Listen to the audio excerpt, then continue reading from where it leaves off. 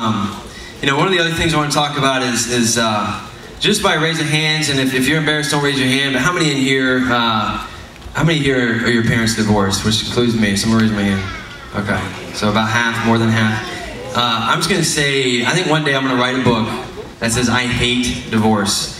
I can't even tell. My parents got divorced about 12 years old. I was 12 years old. It really screwed me up, got into a lot of crap, and let Satan kind of rule my life for a while. And then I smartened up around 15. And I mean, I hate divorce almost as much as I hate Satan, just because I was really close to my dad, and he was just an idiot. He's a great man, but just he didn't know the Lord at the time. But praise report, just came to know the Lord last year. Boom, excited about that. So he's changing.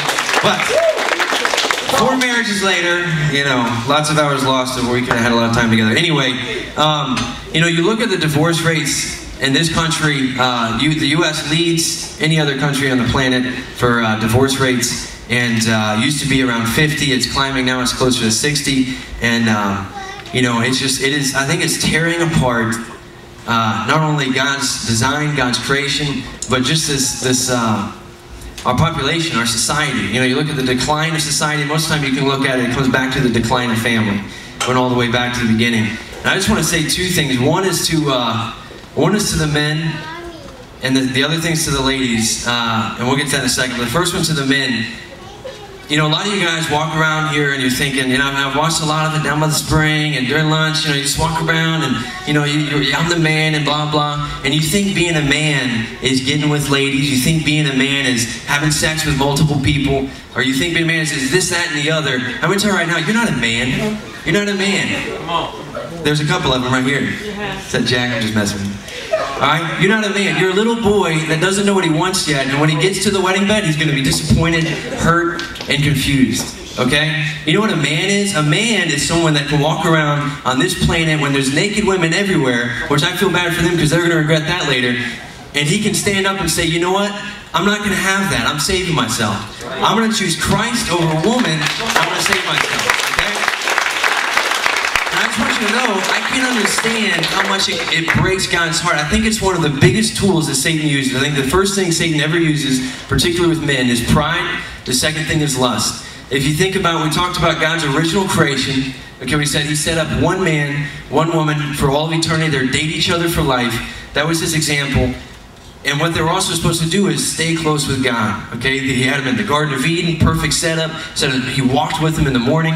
There was no barrier between them and Christ. And then what happened? Satan came along. He tempted them. Eve she ate the apple. She brought it to Adam and said, the fruit. Brought it to Adam and said, hey, you know, look what I got. Look at this fruit. It looks so much better. Tempted man, and man, what happened? He chose woman over God. First time it ever happened. Man chose woman over God. Look, you think about the majority of the people, the major names of guys' names in the Bible, where was their downfall? They chose a woman over God. Women are great. They are God's best creation. By far better than us, always will be. Okay? But Christ is supposed to be your first choice. And if you do it the other way around, you will screw it up. And you will never see the best that it can be. So I just want to challenge you young men, if you hate divorce like I do, if you say, I never want to be divorced, then you need to set yourself up for success right now, at this age, and not set yourself up for failure. Because what you're doing now, you're dating this woman, oh yeah, I don't need to be with her, I'm out of camp, she don't know what I'm doing, I'm going to go see this girl. What do you think is going to happen when you're 3 years into marriage and you go out of town? You're going to go back to these old habits, you're going to be thinking, man, my wife ain't here, blah, blah, blah. You are setting habits that Satan will use for the rest of your life. So if you hate divorce and you love Christ, I challenge you men, step up, be an actual man, and choose Christ over women. Okay? Come on. The other thing is, ladies, I've learned a lot being married the last 4 years. I've learned 2 things. Ladies are the most amazing creation God's ever created. And they're also the most complicated. Don't understand it, but I love it. It's part of the excitement. I'm learning every day. All the time. Every day. Here's the thing. God also created men to be your protector. He created them to be your provider. He created them to care for you and tend to you. And unfortunately right now, some of these young men that you may be dating or thinking about dating are using that to their advantage. And they're using something God designed for the good as evil. So I want you to tell you, you don't need a man to tell you that you look beautiful. Because each one of you in here were created by God himself in your mother's womb. And it says you are a beautiful creation. So you don't need no man to do that because Christ already told you. So don't go look for it in a man. I know a lot of us have daddy issues. I had some. Most of the women in here probably have daddy issues and they're looking to fulfill some of that in a man. You ain't going to find it there. Just like this chip skit, you're going to go from one person to the next, continually looking for it. But until you choose Christ over man, you ain't going to find it. So I challenge you in that. I wasn't going to say this, but I will say this. The second thing, make it easier on us and don't dress like a little scam. Okay? Don't dress like a little, the guys are applying. There's an old saying, I love cliches. There's an old saying, if you ain't for sale, then why are you advertising? Okay?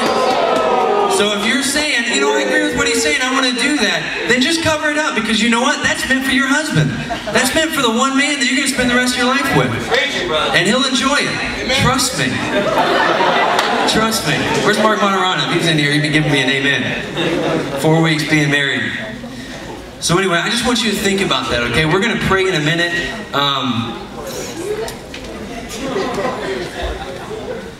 We're going to pray in a minute, but I just want you guys to think about that, okay? I'm a huge proponent, whether it's in business, school, particularly your relationship with Christ and people, set yourself up for success. If you say, you know what, I'm not going to date whatever, but I think I might marry this person, don't put yourself in a situation where you're probably going to stumble with that person, okay? I always like to say, and I said it last time we had this session, Satan plays in the dark. If you two are alone at home watching a movie, you're 1,000 more times likely to mess up than if you're out with a group of people, you're hanging out, that they can keep you accountable. So don't set yourself up for failure. Think about that stuff, okay? That's just one thing. You're going to touch on one little thing, and then I'm going to pray.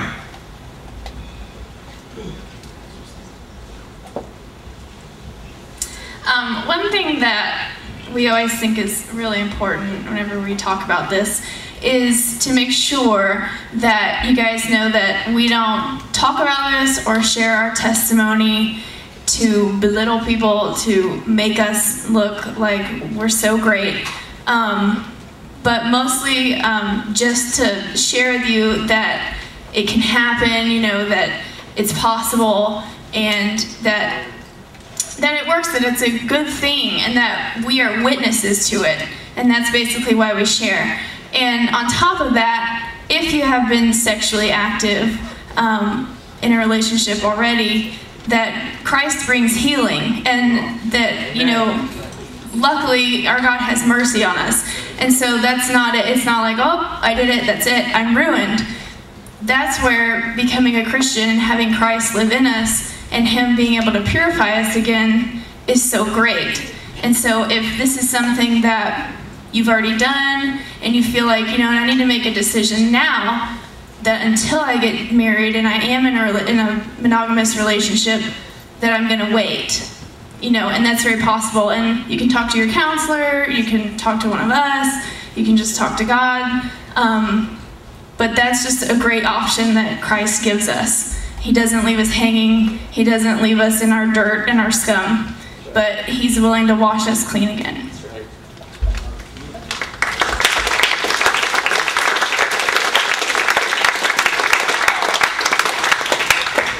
All right, I want to pray for you guys, but I do want to mention this real quick. You know, one thing that really helped us, going back to the don't set yourself up for failure thing, which I forgot to mention this, but I'm going to. I know it's on topic now, but guys, it's talking about setting yourself up for failure, pornography. That might be the third biggest thing Satan uses. If you are looking at pornography, you are putting that in your brain, and you're raping your mind, because you're going to want to do those things. Flee from it. Flee from it. All right, one of the things, though, that really helped us out is, it was actually great. And next to Christ, this might be one of the best things we ever did, but we surrounded ourselves not only with church friends and all that, but we surrounded ourselves with people that were like-minded. They were wanting to do what we wanted to do, and they helped keep us accountable. Young men and women, I encourage you to get an accountability partner. and just someone older that you can talk to, and they can say, hey, are you being good with Johnny? Yada yada. It helps out. And one of the things that's out there in Tampa, if you guys are from that group, and maybe in some of the others, we can look into it. But it used to be called, when we were in it, was called Teen Advisors. You might have heard of it. They just changed their name to Teen Impact, and we have Teen Impact in there.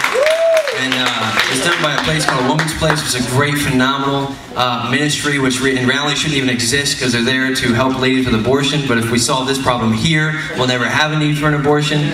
Side topic, another thing I hate, but we have flyers for the Teen Advisor Program or Teen Impact Program. We have them up front. Let's just leave them up here, and if they want to get some, you can come right up here and get one right after. It's just a great group.